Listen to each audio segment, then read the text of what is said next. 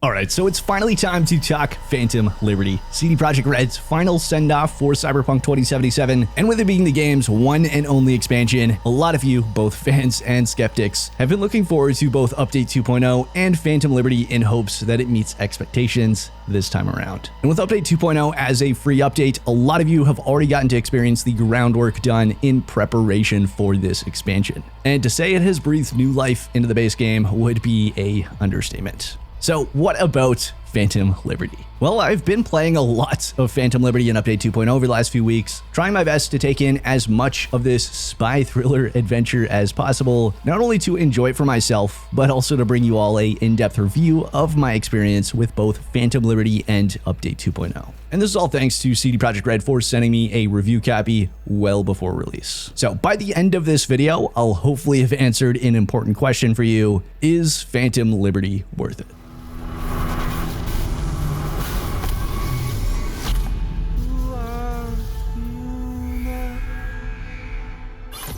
So let's begin with the entire reason this expansion even exists. The story, characters, missions, everything at the core of this expansion. I don't want this review to ruin the experience if you haven't played it, so I'll only be sharing what I feel is necessary, and I hope you guys end up being happy with that. And as a bit of a disclaimer, if you do plan on jumping into Phantom Liberty after this review, this is a branched continuation of V's epic story from the base game, so CDPR does offer up a few different ways of jumping into the expansion. That way everyone can get into the experience at their own pace, meaning that you'll be able to boot up an old save even if you've already beat the game and start it that way. You can start a fresh new game and get to a certain point in the story, that being the transmission quest, which then triggers it like any other quest line. Or you can dive into Phantom Liberty with a brand new game that skips you right to the expansion, which will be a nice quality of life for the future, but I would really suggest playing the base game before you dive into the expansion, as this isn't really a standalone experience. And please, for your own good, remember to take your time with it. You only get to play it for the first time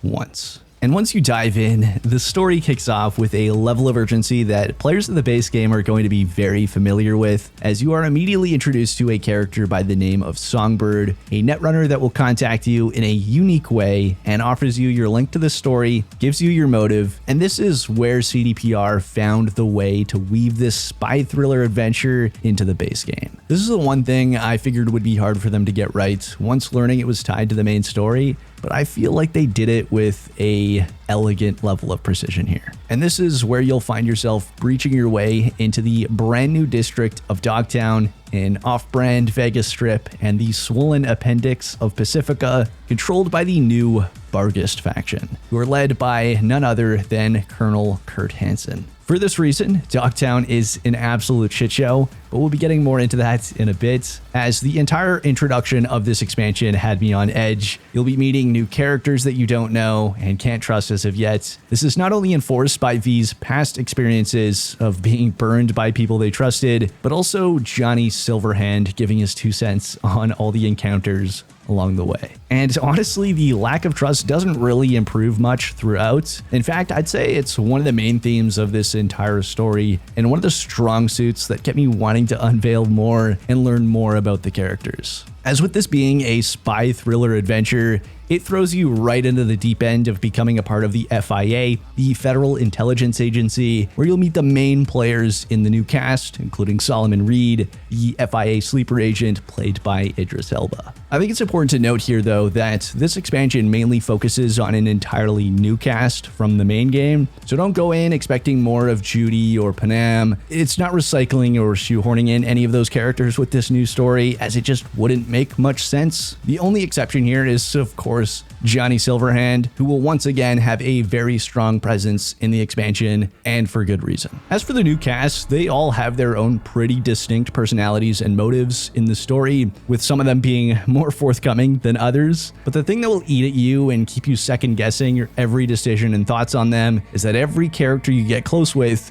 is a master of deception, whether being an FIA agent or high-ranking official. So who I trusted and why I trusted them was like a fluid in a constant state of change. And with this expansion having multiple endings depending on the paths you take, it was even more nerve-wracking wondering where my decisions on who I trusted would take me. as right when you think you know a character, their true colors start to shine through, which isn't always enough to make you completely lose trust in them, but it does enough to make you second guess yourself, and it puts your morals and humanity to the test. To accomplish this, all of the voice actors offered a wide range of emotions and convincing performances that kept me engaged and feeling each and every beat of the story, and got me once again attached to characters in this cruel world of Night City. The characters and storytelling are something this game has always done well, in my opinion, and that is really no different here. Not only are the voice performances great, as yes, Idris Elba and the rest of the cast are fantastic, but the use of the physical storytelling with facial expressions, pauses, and body movement take it to another level, and it makes for a more dynamic and believable dialogue interactions than a character just standing locked in view and vomiting their emotions and life story at you. They act more human than in some other games. So if you liked how the game handled characters in the base game, I think you'll love them once again here, as I'd say CDPR are one of the best in the industry when it comes to getting me emotionally attached to their characters. And another thing that really added another level to the dialogue was some of the interactive moments, with two notable examples from my experience being a character not wanting me to see their face upon meeting, and when I went to manually turn around, they made it very clear not to try that again. And there was another instance where I was told not to move another inch, and when I took even the tiniest of step, all hell broke loose. It's little details like this that make me really enjoy the loose dialogue system of Cyberpunk, and I really wish this more dynamic dialogue was featured in more games. And my only real issue with the dialogue in the entire expansion is, while the attributes and life path options seem like they have a lot more presence than I remember in the base game, I found that there were still a few situations where it ended up being a dud of an option, and I feel like if it's not going to trigger a piece of interesting dialogue or a new path to take in the mission, and it's just going to result in a, oh, never mind, that didn't work kind of throwaway sentence, it just really shouldn't be an option. And if I'm frank, it just feels pointless, and like another alternate quest path was cut from that moment. And while it wasn't a common issue, I found it quite jarring when those moments happened. And that's really just me nitpicking, as it only happened a few times. I just figured it was something notable, as it was something that bothered me.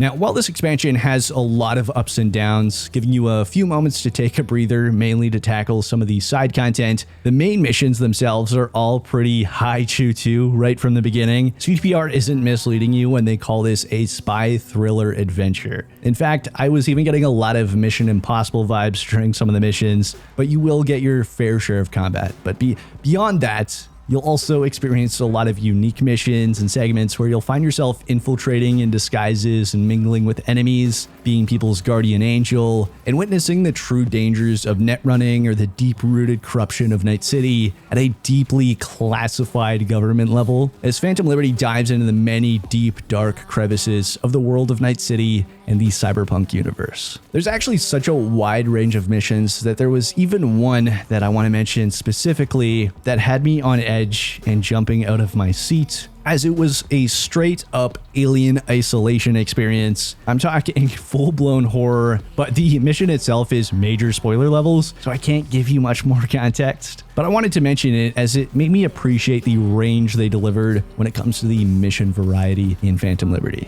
It really is a high-intensity cinematic and emotional experience, one that I think will keep you on the edge of your seat and get you invested in the journey and characters, just as it did with me. This is all brought to the epic conclusion of the expansion, which felt a lot more significant to me than the base game, as there is a pivotal moment in the story where you're forced to make your decision on whose side you're on, and I won't tell you the sides, but from that decision, you'll be sent on a completely different ending path of the game, which even have different ends of their own. Some are dramatically different from each other, while some are just more subtle changes on how things play out for you and other characters in the story, but that pivotal moment completely changes what you'll experience. It is the big defining moment of the story and how the majority of the rest of your experience will go, and it will hit you the moment you make that choice on the impact you have just made. And while I won't go into details, obviously, there are some paths that will lead you to an epilogue that will play out,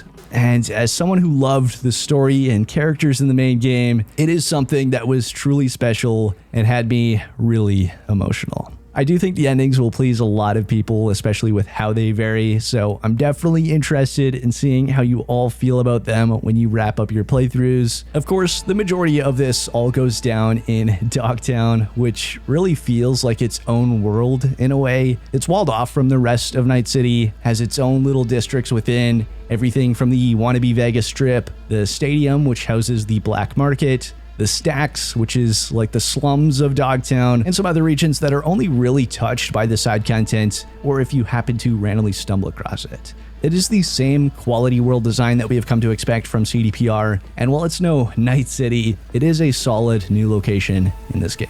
The entirety of Dogtown is controlled by a new faction called the Bargist, which you'll find patrolling, guarding, and roaming all throughout. Their presence is very overbearing. They are on just about every block of Dogtown.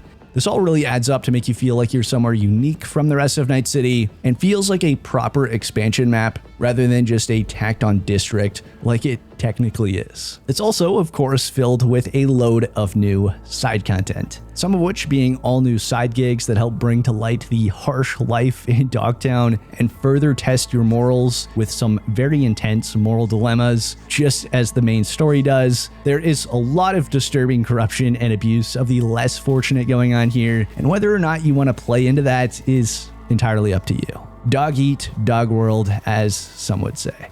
That being said, there are a handful of lighter stories and others that are just really there as comedic relief, sometimes still with a dark twist to them. In fact, when I think about it, pretty much everything here is going to have a dark twist to it. This is a lot darker than the main game from my experience, but I'd say there is a wide range of experiences here that feed you varying tasks. If you like the side gigs in Night City, I'd imagine you'll like them here as well if you can handle the darker vibe of Dogtown. And to make things even better, there are a good amount of solid rewards for completing them. So that's just an added bonus. Of course, there is also more open world content, including more cyber psychos and world bosses, and the all-new airdrops and vehicle gigs, all of which serve their own purpose, with the cyber psychos and world bosses being those unique encounters you stumble across, airdrops being a means of repeatable combat locations with some high-tier loot and shard upgrades, and vehicle gigs being used as a way to unlock more purchasable vehicles at the auto fixers. All of these are the typical pieces of open world filler content, some being more intriguing and unique than others, and all of them offering their own rewards, and how interesting they are kind of varies. And the only one of these that I really found to be uninspired and repetitive was the newly added vehicle gigs, as these had me hopping in a car, driving for 2 kilometers plus, and dropping it off at a garage with nothing eventful happening in between. So it seems like this is really just there as a way to unlock more vehicles to buy, including some of the many new vehicles introduced with Phantom Liberty, all of which I love, especially the Herrera. But I do want to say the vehicle gigs don't really bother me. I just feel like a bit more depth than driving from point A to point B would have done it wonders. There is the occasional vehicle gig that has vehicle combat, but I've only had that twice out of the 10 plus times I've done it. So I don't know if that's because I'm just zooming past the spawn points or what, but I haven't really experienced anything in between the point A to point B. And this leads me to the many new gameplay mechanics that tie into Phantom Liberty, many of which were added by the free update 2.0. These not only change things for Phantom Liberty, but the entire base game as well. The one that I found to be the most game-changing, something I mentioned in my 2.0 impressions, was the completely redesigned skill tree, as it has been entirely reworked into a more build-specific skill tree, much like seen in a game like Borderlands, for example, where things are split up more by play styles and you have to climb up the tree to acquire some of the more advanced perks involved with that play style. So the perks available are almost all entirely new, including all new mechanics and sizable upgrades to your build or ways of play, including perks relating to new mechanics added in Update 2.0 itself. There's no more basic 2 to 5% boring bonuses that made negligible impact on gameplay. Everything finally feels like it has potential for varying builds, including the numerous perk levels for some of the perks in the game, and the way perks interact with each other to create some seriously potent abilities makes the entire leveling and perk system feel far more rewarding than it was before. My favorite part of it all is actually the new movement perks, specifically the new dashing, which finally gives dodging a specific input on PC and allows you to turn into a literal speed demon that can dance around your enemies like a ballerina of death. It also made me enjoy the melee combat in this game far more than before. And when I say that, I mean melee was something I practically touched once and never again at launch. And in Phantom Liberty and Update 2.0, I actually used melee quite frequently, not just the typical katana usage, but also some of the blunt weapons and even running around as a stealth assassin, throwing knives at the back of people's heads. All the perks tying into the melee just add new ways to engage than the typical hack and slash, which is something I really appreciate. As in a lot of other games, I find melee to be quite boring. It's almost always underpowered, and that isn't really the case here. It feels satisfying, and I almost want to say that I enjoy it almost as much as the first Dying Light game. That being said, I never really thought the combat was bad in this game,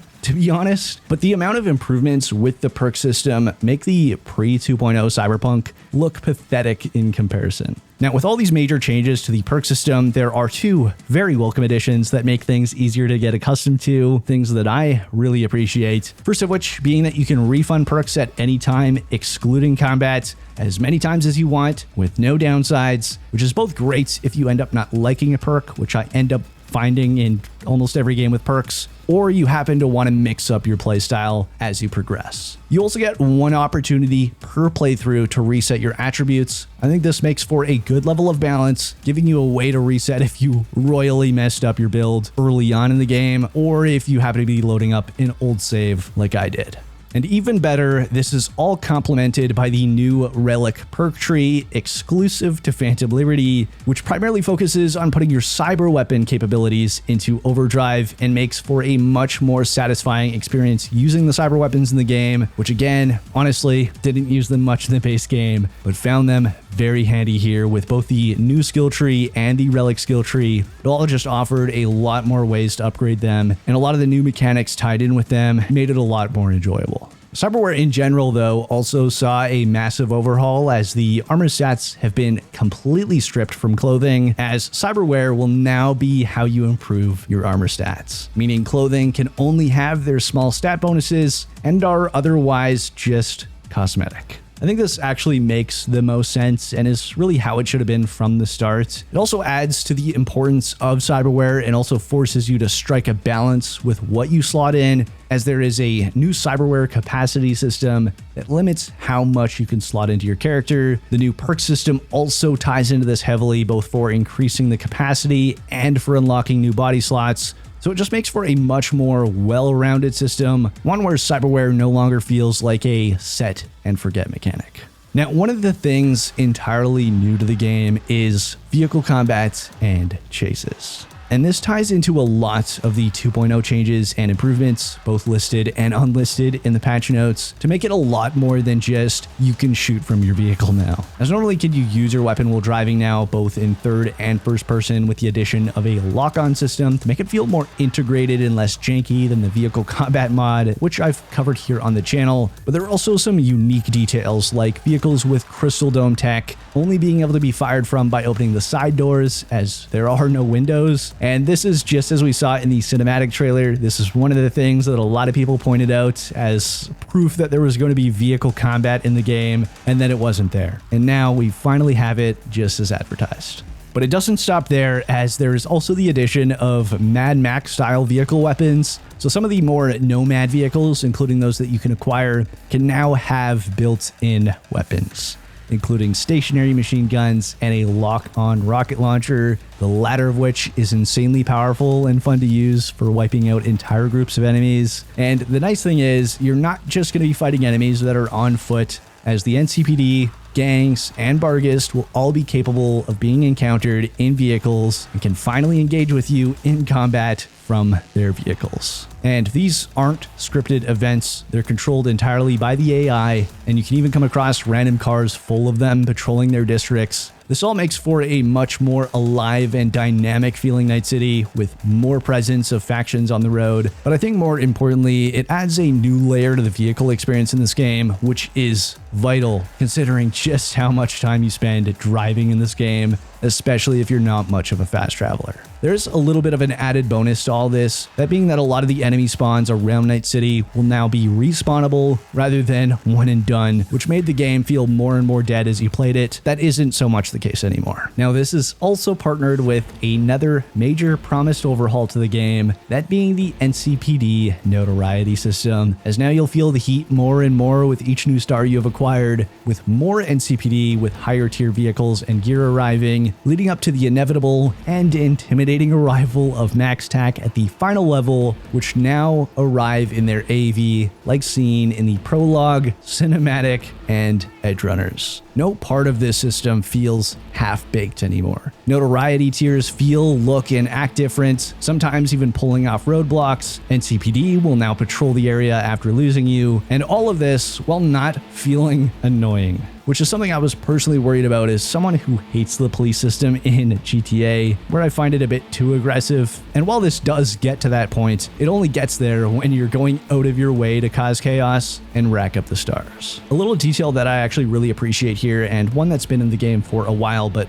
with all these changes, it feels even better, is that things are a bit different depending on where you're located. As in the Badlands, the NCPD will be replaced by Militech, and in Dogtown, they'll be replaced by the Barghest. The only exception is, of course, Max Tac, as everyone makes an exception for when you have a cyber psycho level threat. And funny enough, this is something I wasn't really invested in them adding in the game, but after experiencing it for myself, I'll admit I was entirely wrong. I'm definitely glad they went through the effort and overhauled this. It obviously ties in well with the vehicle combat and AI upgrades made to the entire game. There are even moments where I've been getting chased by NCPD and the gang in that district will jump into the fight. It's just a much more dynamic open world experience than it was prior, and makes for moments that just weren't possible in this game beforehand. And honestly, there are so many other new additions to this game that I adore, all of which add up to make this feel almost like a remaster or remake to achieve the original vision of the game. I love the introduction of auto fixers to buy cars online. It's definitely a quality of life improvement. The AI overhauls are clear as day in almost every aspect of this game. The changes to healing and grenades being infinite but on cooldown makes way more sense to me, as you pretty much got infinite of both anyway with all the looting in this game. The black market allowing you to buy any missable iconics is a fantastic touch, given that there is no new game plus. Being able to manually trigger the first equip animation, as I'm a huge fan of weapon inspecting in games. This comes from playing a lot of CS.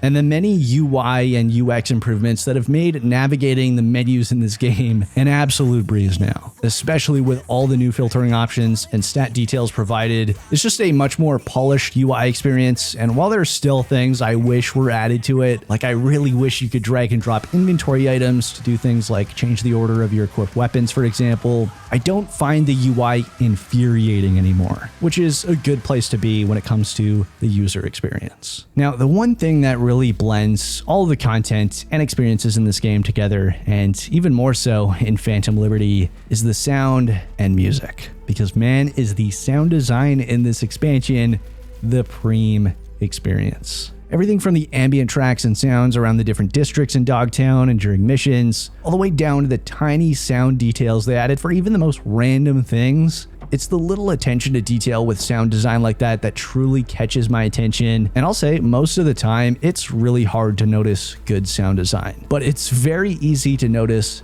bad sound design. This is one of those rare times where it really shined for me personally, and it was something I couldn't help but appreciate while playing. In fact, the first time I booted up into Update 2.0, I immediately noticed hopping into my Porsche that the vehicle sounds were completely overhauled. Everything from the new weapons, vehicles, and remastered sounds from the base game, it just sounds so good. And then there's the music. The ambient tracks, including exploration, combat, and story related, just as with the base game, are superb. I listen to them unironically outside of the game, which isn't something I do very often with ambient tracks from video games. You've got ones that are filled with intensity, others filled with emotion, and ones that are just generally a vibe. And this is one of those games where the ambient tracks trigger straight up goosebumps and ASMR for me, and that is made even more intense when a track is tied to a major plot moment. The radio is really just the cherry on top for me, and with there being 3 entirely new radio stations added in Update 2.0, there is a lot of new music, a lot of which I've been loving while roaming around Dogtown and NC. There's even one really cool moment in the story when you attend a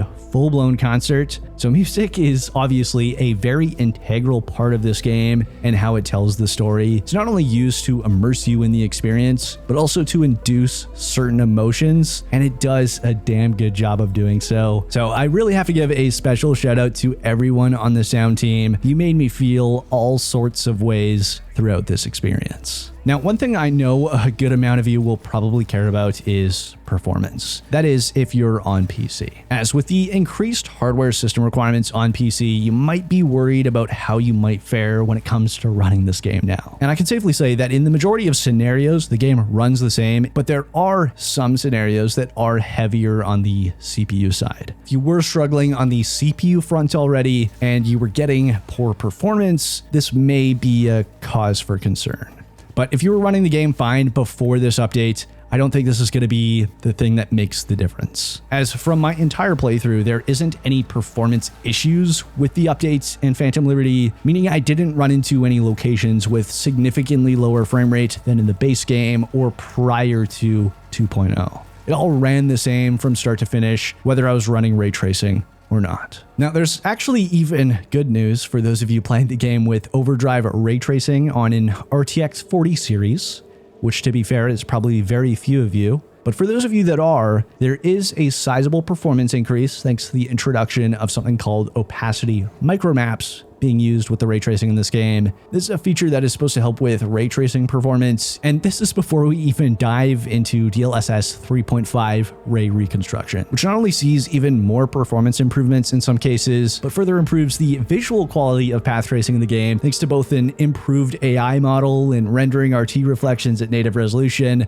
rather than the internal resolution used by DLSS. It's really just more black magic by NVIDIA's AI, but I will say there is one drawback, that being a weird smearing effect that can be seen on some smaller moving objects. This is something I had noticed during gameplay immediately, and it was a bit bothersome at times, but not enough to make me want to disable the ray reconstruction. This game already looked gorgeous with ray tracing, looked even better with path tracing, and is once again looking even better with DLSS 3.5. And when I say that, I mean it had me awestruck at the visuals at times. That's not something that happens very often with video game graphics for me anymore. But here, I'd literally catch myself doing those typical showcase pans to take in the environment as if I was IGN or something showcasing a game. It's really one of the best looking open world games available, especially when you're able to max out all those settings, which makes it even more sad, I guess, that this game was the death of the Red Engine. And to be fair, CDPR had good reasons to drop the engine, but man, does this game look amazing in so many different lighting and weather conditions. So I'm really crossing my fingers that they can replicate and use Unreal Engine to the best of their abilities and achieve this level of fidelity, if not even better. Now, all that said, this update and expansion obviously isn't perfect. Nothing is. You'll never hear me say a game is perfect. In fact, I ran into a number of technical issues, or visual bugs, I should say. Things like clipping and animations breaking during interactions, characters not holstering their weapon before entering dialogue, which resulted in the weapon clipping through their face when they were moving their hands, for example. There were occasional chaotic moments when spawning my vehicle. AI on roads in some locations still act a bit weird and smash into the barriers, and other minor bugs, but nothing game-breaking or experience-ruining from my experience. But they were things that were noticeable during my playthrough and did kind of interrupt my immersion for a few moments. Keep in mind though, this was mostly on the earliest of pre-release builds, so some of these issues may have been resolved with the full release, while others I experienced as recently as today, so they're definitely not fixed. But I think I do need to emphasize that this wasn't a super common occurrence or anything. I've put tens of hours in this expansion and can count on both hands how many noticeable bugs occurred during my playtime. And I'd say that's pretty good for a open world game. But some minor bugs aren't the only issues I had with this expansion. As with this being the final major send-off for the game, there are still some things that I feel they're desperately missing here. Things like a manual flashlight, for example, as boy does this expansion have some very dark places and rooms where there is loot. The only thing you can see on your screen is the loot icon. So that would have been a really nice quality of life improvement. The game already has a flashlight, and this is seen in underwater scenarios. So I'm not sure if there's a technical reason as to why they didn't include it, but it's definitely something I wish was there. New Game Plus is another one of those things that I think would have helped a lot with replayability. It just feels like this would have been a perfect game for it. There is so much to experience in this game, with a lot of it being missable. So it would have just made for a way to replay the game without feeling the jarring restart with zero gear or abilities. And Phantom Liberty has made this honestly even worse, considering there are also a lot of really cool pieces of gear you can get. Rewards are not one of the things lacking in Phantom Liberty, and with a number of them coming near the end, it really pains me when I don't get to use that gear all that much. And one thing that really felt like it was missing, almost like it was going to be added in Update 2.0 but got dropped again, is vehicle customization. The one reason I say this is the introduction of auto fixers and the vehicle gigs, which have you going to a ton of different garage locations all over Night City that are pretty fleshed out chop shops with functional garage doors and everything, items and vehicles inside of those garages. It just feels like this was a missed opportunity, especially with the focus around vehicles in this game. And I think even if it was something basic like customizing paint jobs, that would have been good enough for me. But I do have to say, this isn't really something that overhauls the entire experience. So I understand them not prioritizing it just as they didn't with the end card system, but I'll definitely be keeping my hopes up that they include it in Cyberpunk Orion, and more specifically at launch. But despite those lingering technical issues and desired additions, Phantom Liberty from top to bottom is a beautifully crafted, bittersweet send-off for this game. It reminded me why I'm in love with this franchise, this world, and its many characters. This expansion really took everything the base game did well and turned it up a notch, all while benefiting from the years of hard work and improvements made by the team at CD Projekt Red. The developers have been very open on social media ever since the very rough launch and made a promise to deliver. And with Update 2.0 and now Phantom Liberty, I feel comfortable saying they more than delivered.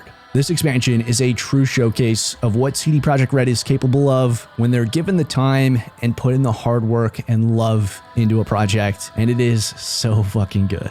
Everything from the story and characters to the world design, the sound and music, and with how they can captivate the player's attention using all of it in unison, all with super intense cinematic moments, engaging in dynamic dialogue with fantastic performances, and solid fast-paced gameplay in between. Phantom Liberty really does offer one of the highest quality cinematic open-world RPG story experiences available to date, and what I'd say is the best expansion for any game I have ever played personally. I think if you're a fan of the main game, whether before or after all the updates, then you are going to feel right at home with Phantom Liberty from start to finish. And if you've been holding off on playing Cyberpunk 2077, then there has literally been no better time than now. This really is a bittersweet release for me, as this game made such a huge impact on my life. Not only playing it, as it came at a very rough time in my life, but also sharing content with you all over the years. And with this being the final breath for Cyberpunk 2077, and likely the last time we'll be playing as V,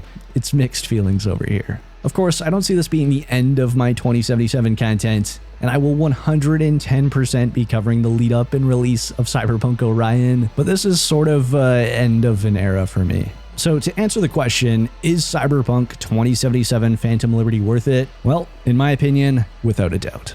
Of course, as always, I suggest watching multiple reviews to form your own opinion and go from there. But for your sake, I really do hope you all find as much enjoyment from this expansion as I did. It truly was the perfect send-off for this game in my eyes, and I cannot wait to see what CD Projekt Red is able to craft up in the future. And just a quick message to CD Projekt Red and anyone who has chipped into this game over the years. Thank you for not giving up on this game. You have turned both the base game and expansion into something I will cherish forever, something that got me through some tough times, and for that, I thank you. But that's it for this video. Thanks as always for watching, and until next time, this is Apoqsi, signing off. Found out treasures are always lost, pleasures and rage come back. I'm watching you. Be careful with your moves tonight. I think the time is right.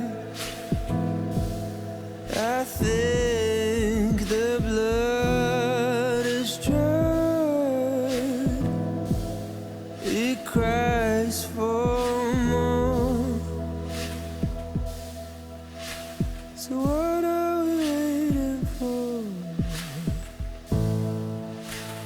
Wires and chains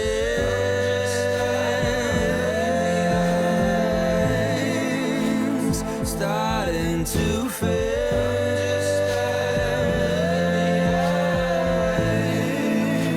It feels like a game